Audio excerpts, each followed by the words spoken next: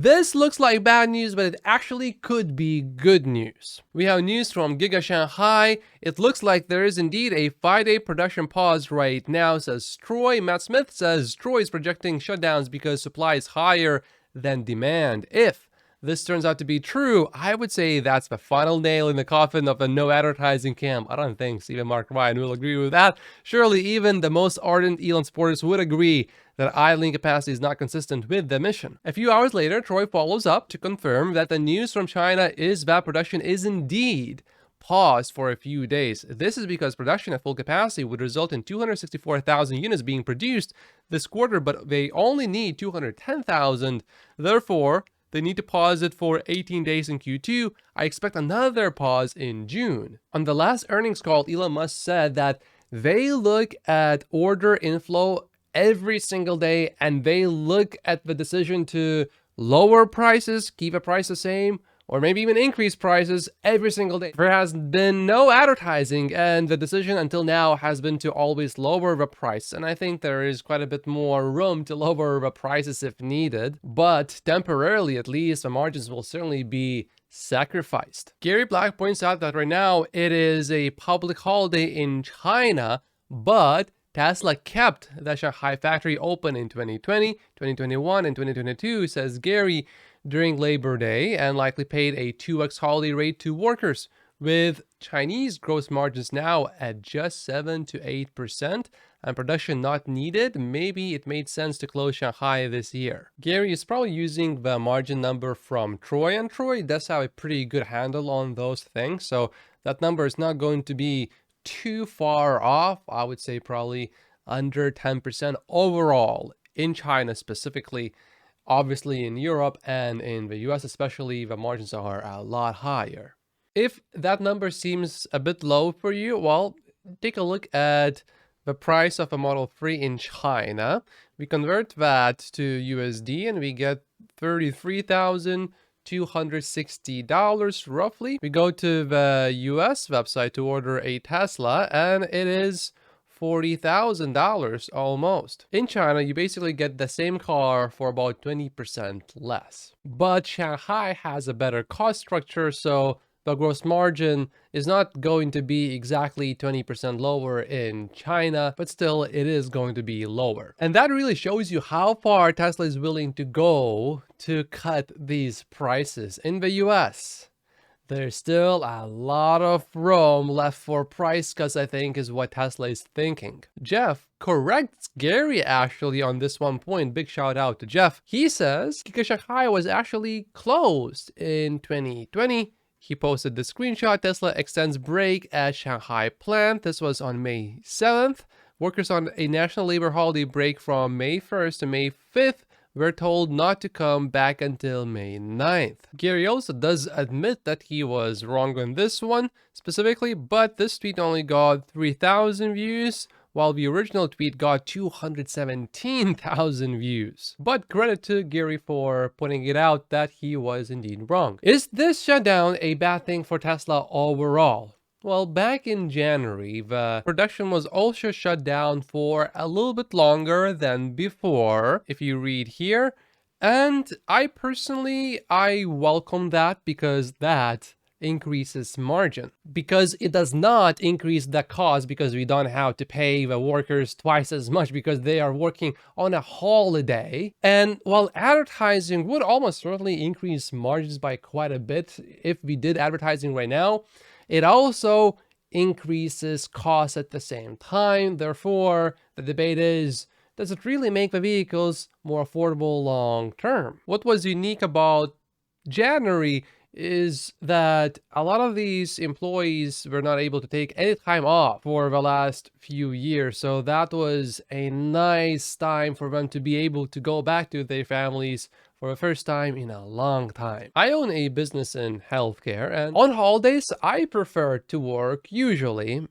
And some of our healthcare professionals also choose to work during some of the holidays, but if I have to pay the administrative staff twice as much for them to come in that day, and if the numbers then don't really make sense because most of our healthcare professionals don't want to come in, if I look at the numbers, and if that number is a negative number in terms of how much that business would produce that day, then why stay open? Just close that day and lose no money. But there's also another thing to say about that, even if when I look at the numbers and if the numbers make sense to still be open because it would be profitable, your employees may not rest enough. For example, for that reason, we close on Christmas Day and also on the New Year's Day, even though the business would be profitable and would make money. I don't want our people to be working on these 2 days. I want them to rest and I do not want them to miss any time with family. On these 2 particular days, which are the most important days to our staff generally. But usually on all other holidays, we are open. Most importantly, we know that Tesla is working on refreshing the Model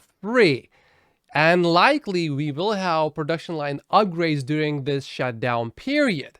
And there was a rumor that the refresh Model 3 was supposed to come out early in April. That didn't happen. And maybe it's going to come out this month. I'm not really sure. We know that it was supposed to be coming out much later this year based on much older rumors. So it's not clear when the refresh Model 3 is going to be launched, but this shutdown could have something to do with it. If the shutdown turns out to be because of a refresh Model 3, this actually will turn out to be really good news, but we'll see. Maybe not, but it's certainly a possibility. And Gary says, advertising drives long-term demand as non-EV users are convinced to go EV. Affordability increases Tesla demand once the $25,000 EV is ready.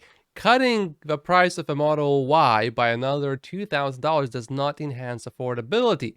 But if you combine multiple $2,000 price cuts, I think it does drive affordability. But just one small price cut like that, it may not drive as much as Tesla may want to during these economic times. There's a question for Gary. If advertising is supposed to not just work for the brand, but increase the entire EV segment, why not just let the others advertise? And Gary says, Tesla should be the product hero as the market share leader. Tesla should focus on the long-term brand investment instead of engaging in short-term discounting. Gary's argument here is that in the US, for example, Tesla has 50% of the BEV market share, over 50%. So if you generate 10 sales from advertising for EVs, 5 of these will go to you, because you are the biggest leader. In Germany, Tesla is offering cheaper financing again for the Model Y, 1.99% interest compared to 5.59% for the Model 3.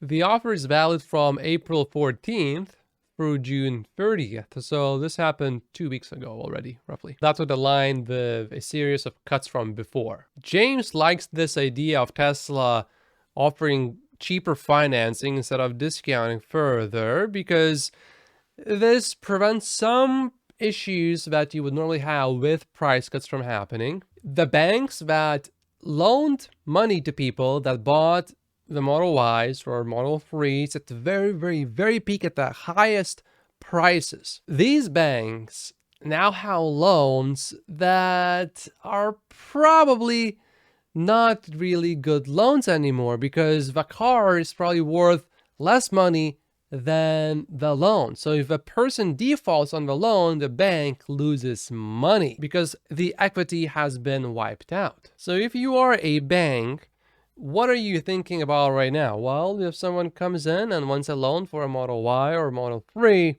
you're thinking, is Tesla going to cut prices more? If yes, then we need to do a few things. We either need to ask for a much bigger down payment, or a much higher interest rate, or a combination of both of these things, or only give money to people that are really doing very well. But if Tesla makes a deal with a bank where Tesla pays perhaps a financing fee, that does not really affect the resale value of a vehicle later. Troy just posted his backlog update for Tesla, and here's his detailed breakdown by each model. Pause if you would like. Tesla has inexplicably stopped taking Model S and X orders in a bunch of right-hand drive markets. That would include Australia, Thailand, Singapore, and New Zealand. We certainly know there's a lot of Model S and X inventory, so too much demand is definitely not the reason. Is Tesla discontinuing these models in the near future? I don't think so. So what other explanation could there be? Well, electric's take is that because Tesla has been cutting the prices of these vehicles so much, maybe if there are orders from before but have not been delivered yet, Tesla wants to deliver these orders first before letting everyone else order these vehicles at lower prices. Because if you let everyone order at lower prices now, then you have to give that lower price to the previous customers that have not taken delivery yet but already placed the order. That certainly seems possible, but there could be more going on here as well. We just don't know. This article certainly got my attention. Tesla claims the Model Y all-wheel drive is the most efficient SUV ever, but it's not even Tesla's most efficient SUV. Clearly, the Model X is not more efficient. Are we saying that the Model 3 is an SUV? I don't think so. Turns out electric is simply comparing the rear-wheel drive to all-wheel drive. So that's a little bit clickbaity, but it got me to click. This clickbait worked on me because I was half asleep scrolling through my Twitter feed and I was like, huh,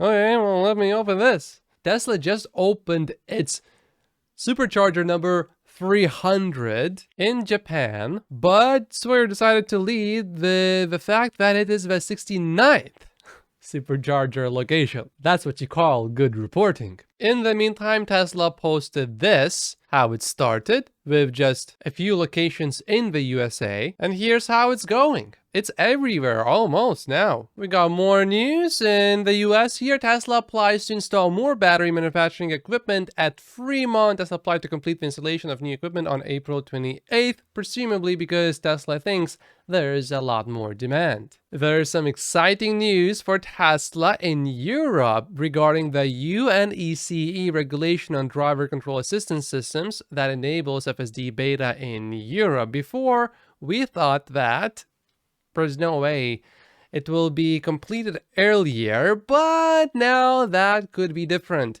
The European Commission intends to give DCAS the highest priority and wants to complete it this year. The final draft is expected to be ready as early as September of this year. This means that FSD beta could be possible in Europe at the earliest by January 2024. And at the latest by the summer of 2024. To accelerate the process, hands-on, phase 1, will be separated from hands-off, phase 2. Therefore, regardless of whether hands-off is allowed in the US by then, only hands-on FSD will be allowed for us until phase 2 is completed. Tesla stock today is down 1.5%, so the investors are not really concerned about Tesla shutting down Giga Shanghai for this holiday. If you like to support the channel, the best way to do so is to join Patreon. I post some exclusive videos over there. In the meantime, this video explains why Tesla board members are not buying more Tesla stock. My name is Matt Post. Just like and subscribe if you haven't yet, and I will see you in the next video. Thank you so much for watching.